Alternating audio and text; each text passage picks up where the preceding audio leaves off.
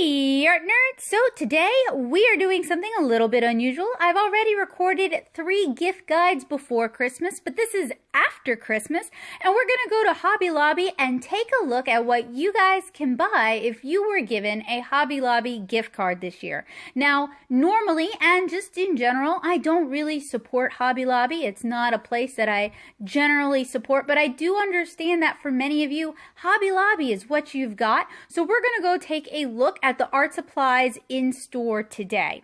I also feel like Hobby Lobby just in general tends to be more expensive than say Michael's or Walmart, of course, or even other art supply stores. So I would recommend that if you just have cash to spend, check out places like Jerry's Artorama, Plaza, Dick Blick, or your own local art supply store for things that you can buy with your dollar. So for those of you who aren't familiar with Hobby Lobby is kind of a mishmash of things with a vaguely Christian theme. You've got some fabrics, you've got a lot of florals. At this particular store, you have a lot of Mardi Gras stuff because this is in Metairie, Louisiana. This is the Hobby Lobby in Elmwood. We went on to the back where the art supplies are. You guys can see up top all of the science fair boards that are just ready to buy. They also have a lot of canvases out. And these frames are click together frames. They're very easy, and I actually like this type of frame for my convention displays because they're snapped together, so they're very easy to use. They're lightweight, they're easy to hang. They come in a wide range of sizes. They have a plastic frame in the back that can be hung or used easel style, and a piece of glass or plexiglass. We also have some matting, as you guys can see. It has been very much picked over. As a convention artist, those two things, that little snap together frame and mats, are my secret ingredient. So we're going to be taking a look at a lot of Masters Touch kits today. Masters Touch is Hobby Lobby's store brand, and they have a lot of different art sets, a variety of watercolor sets, sketching sets, acrylic sets, and oil sets. I don't really do acrylic and I don't really do watercolor, so I'm going to be focusing mostly on sketching and on watercolor. Now, I've never reviewed Masters Touch products here on this channel. I usually do my shopping at Michael's or Walmart or actual art supply stores, but Masters Touch is very comparable to Artist Loft with the same sort of variety that you would see with Artist Loft, where some products are really, really good and some products are really crummy. And all of these particular Masters Touch sets come in wooden gift boxes, and they're 50% off, and the prices are printed on the product itself. So I don't know that I would buy any of these myself at full price, but 50% off is not the worst deal. Now, this is one of the 2 sets I was really strongly considering. It is a watercolor set that includes a bunch of watercolor tubes. It also includes watercolor pencils, little nasty cake style watercolors, a palette knife, and other things. This is the acrylic set. You guys can, if you can read it, I apologize, these are all shrink wrapped, so they're a little bit difficult to read. But you guys can see they do have a variety of water and oil sets. I actually picked up the little one all the way on the right, the $14.99 set. Some of these sets have little pleather handles on them. All of them have these little latching clasps. Now, in my other gift guides, we talked a lot about kits. Parents, guardians, people who are buying for kids or young artists are really into kits because it's kind of all-inclusive. It's like everything you need is already there. You only have to buy one present, and I think kits make these sort of customers feel empowered. And that's kind of my problem with kits, is that I want you guys to feel empowered when you're shopping for artists, when you're shopping for people you love, but these kits are typically not very good. And we've moved on now to their marker and their Fineliner selection. Hobby Lobby has a lot of markers, but mostly they have Copic Sketch, Prismacolor, and then their Masters Touch markers. They also have some Spectrum Noir products.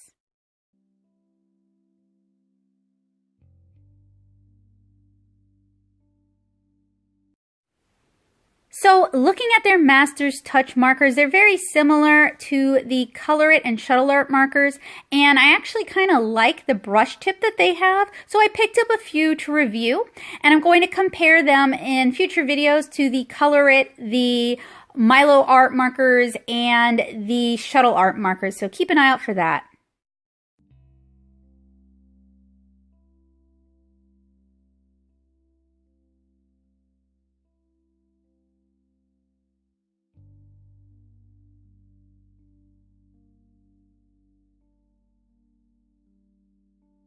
Hobby Lobby's brand, and these are really interesting to me because I'm pretty sure they released these to compete with Michael's Artist Loft markers, which I've already talked about. What I like about these though is that they already have the foam rubber nib, and they have the same body as the Shuttle Art markers and the Milo markers and the Color It markers. So I'm going to pick up a few, not too many really, because I don't really need a lot because I already have similar markers, but a few. And I am going to give them a test drive to see if they're worth it. Now, normally $5.99 per marker, I would not say is a good deal, but they're 50% off right now, which brings them at around $3 a marker, which makes them more competitive.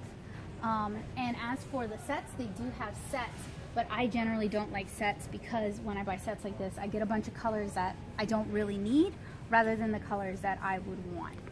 But the thing about the sets is that you can usually get a really good coupon from Hobby Lobby once a week. Yeah. But it's on one item that's not on so sale. then a set would be it. Right, Except because right then now, you would be paying that. they're on right. sale. But you would almost get that price Very wiggly. buying a set, like 50% off, or 40% off on a normal week using their coupon.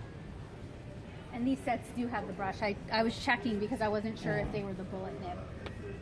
Anyway, that's it. You can. This section also has some of their color pencils, and it also has a lot of their drawing materials. And you guys saw quickly one of the new Spectrum Noir Tri-Blend markers. I also picked up one of those so I could do a little challenge for you guys. So I'm excited to share that. This is also the section where they have all their Sharpies, and it's right by the framing section so they can keep an eye on it.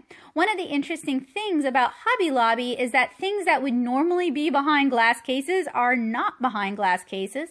But I also saw about 10 different sales associates while I was here. So we've moved on to the next row. We see a lot more of the art kits. There is some repetition with the Master's Touch. We also see the, I think it's Brea Reese, who does the alcohol ink stuff. That her stuff is sold here, and I've been kind of curious about that since I do a lot of stuff with alcohol markers. And this aisle also contains a lot of watercolor products, as well as watercolor palettes and watercolor brushes. And I'm just kind of giving you guys a brief overview of some of the Master's Touch products they have. In fact, Hobby Lobby this trip was overwhelmingly Master's Touch products, and I think it's because the margins on these products are much higher than the margins they would get carrying like Daniel Smith or like Winsor Newton. Now they do have some Winsor Newton. They also have Grumbacher Academy and Lucas acrylic inks as well.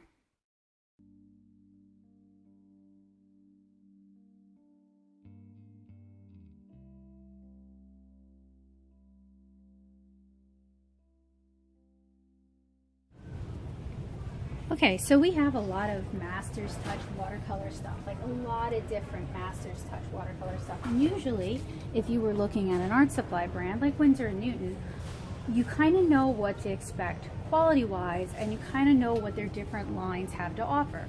Like Winsor & Newton Professional is all professional grade watercolor. Winsor & Newton Cotman is all student grade watercolor. But the problem with the Master's Touch stuff is that this is Hobby Lobby's store brand, and you have a lot of stuff that's kind of the same but not really, and it makes it hard to shop.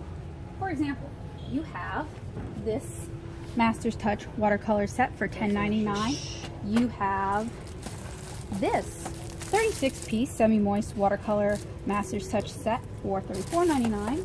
You have the watercolor cake and brush set for $20. You have the watercolor half pan set for $40. You have a similar set for $19.99. you have the smaller set for $23.99, and then this little bitty 12 pan set for $16.99. And the thing is, if you don't know anything about watercolors, if you're buying for somebody else, you don't, oh, and then you also have the tubes for $6.99 each. If you're buying for somebody else, if you don't know what you're looking at, none of this means anything to you, because they're all labeled watercolor set and they all look the same, so you're going to go for what gives you the most colors for the cheapest price. Probably. I mean, that's how people are taught to shop. However, with my experience from reviewing art supplies, I can make some inferences and tell you which ones might work better than others. So these are probably opaque to semi-opaque watercolors.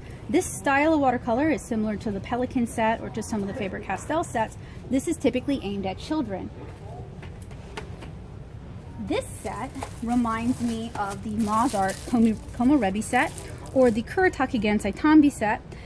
It's probably a fine set. I haven't reviewed it, so I can't speak to it, but it's probably very similar to the Japanese and Chinese style watercolors. This set is going to be garbage. This style of cake doesn't deliver a lot of pigment. You don't get a lot of color, so the colors tend to be kind of weak and kind of anemic. For this price tag, I would say it's not worth it. This one and this one might actually be pretty decent. I can't speak to that until I've had a chance to try them myself.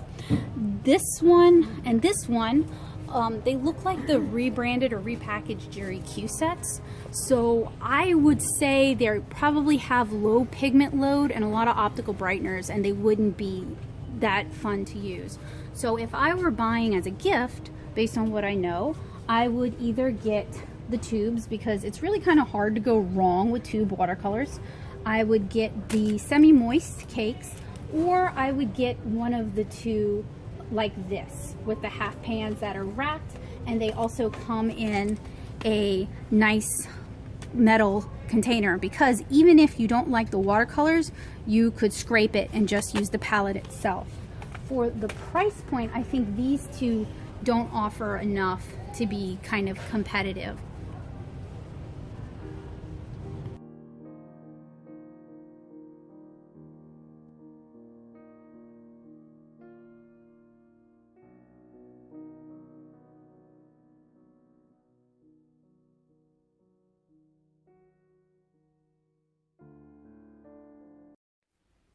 So the Master's Touch line has a lot of stuff in it, and here we're taking a look at the Breyer Reese things again. So it's mostly just alcohol inks. It's not like alcohol markers. It's using the alcohol inks with various foam pads and stamps, very much like the Ranger Adirondack line was a few years ago. And it comes in a wider range of colors than the Adirondack was available in.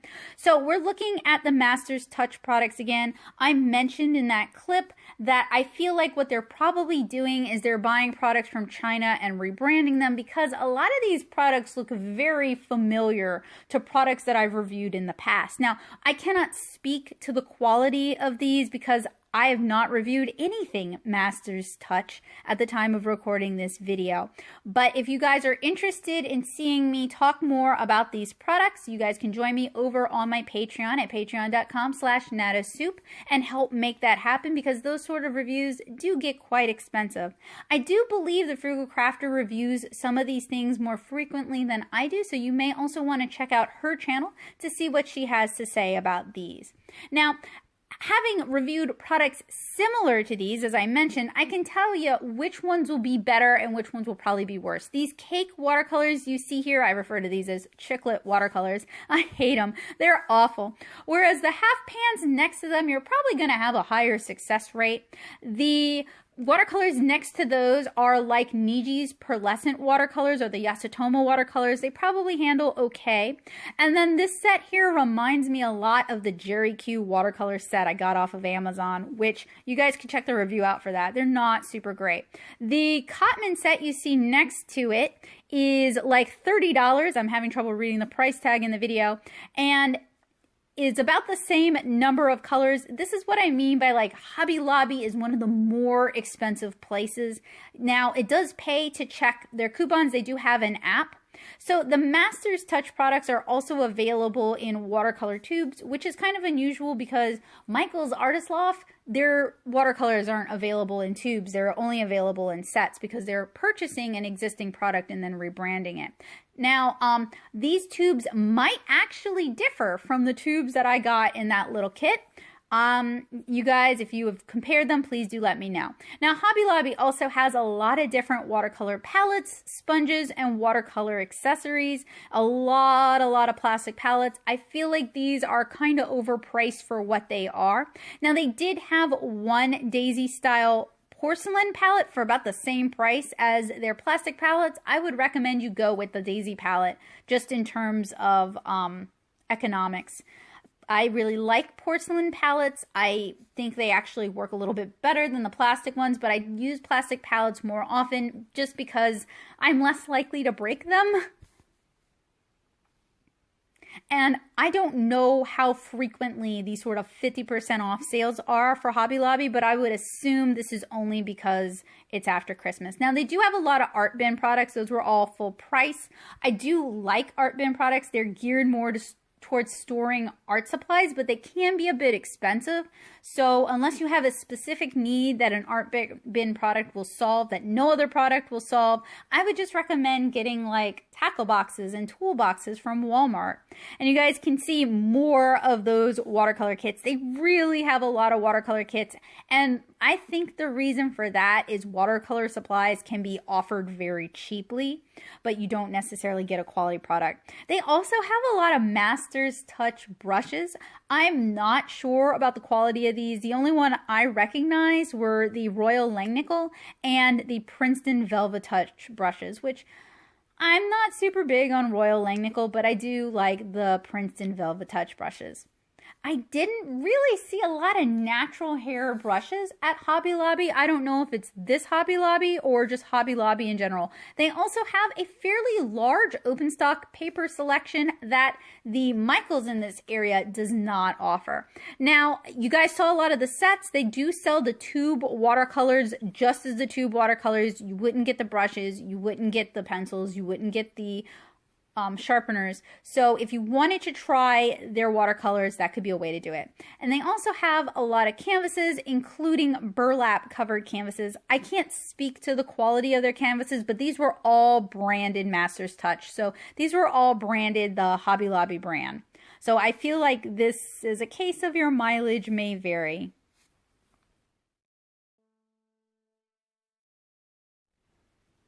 So something I'm not super hot on, like Michaels and Hobby Lobby, is the fact that they keep having the same products pop up time and time again.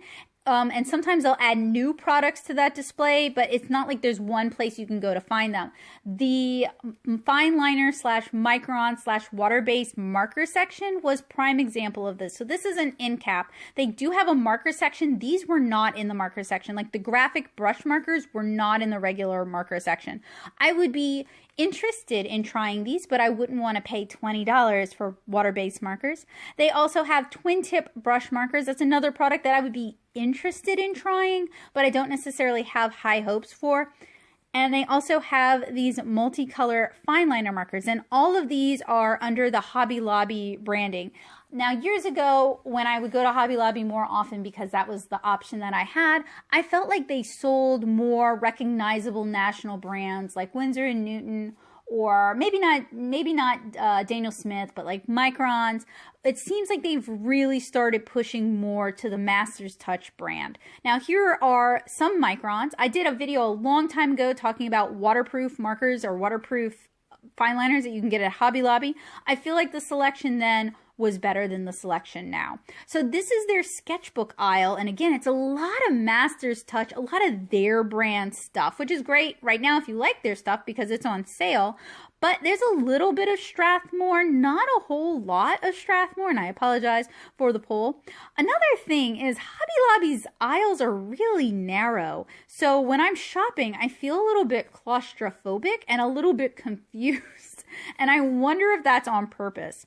So Master's Touch makes a lot of different papers. They've got watercolor pads that have that texture that I don't like, where it's like crisscross applesauce texture. I guess it's like supposed to be a linen. The premium watercolor pad feels almost the same as their regular watercolor pad. They also have a mixed media paper that I don't have any experience with, but then you also see they have some Canson products and some Strathmore products. If it were me and I was buying something for a project, I would go with what I know. I would go with the Strathmore and I would go with Canson rather than trying something new and maybe hating it and maybe botching the project.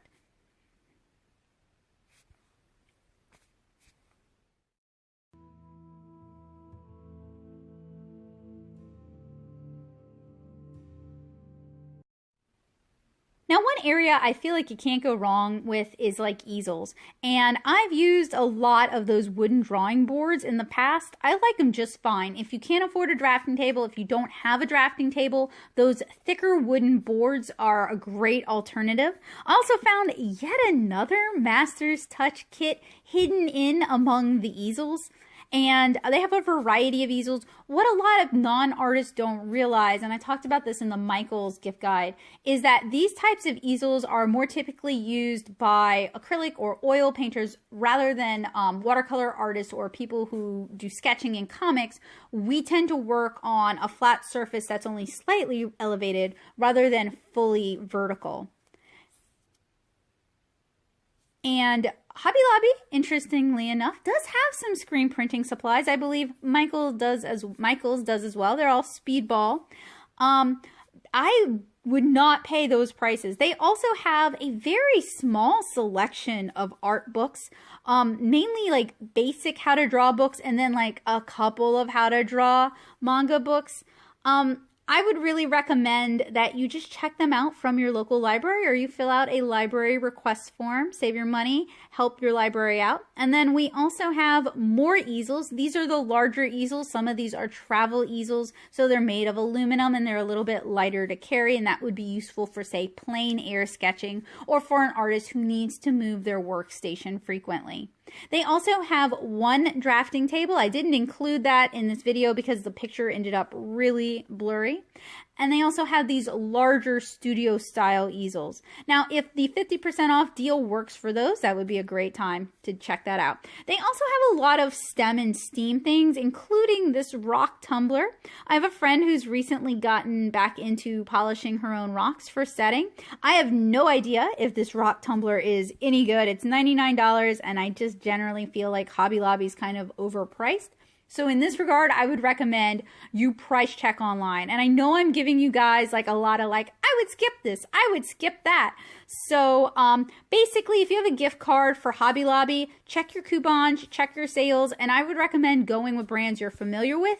And the Master's Touch alcohol markers don't seem half bad, but at $5.99 a pop without them being on sale, that's a little bit high.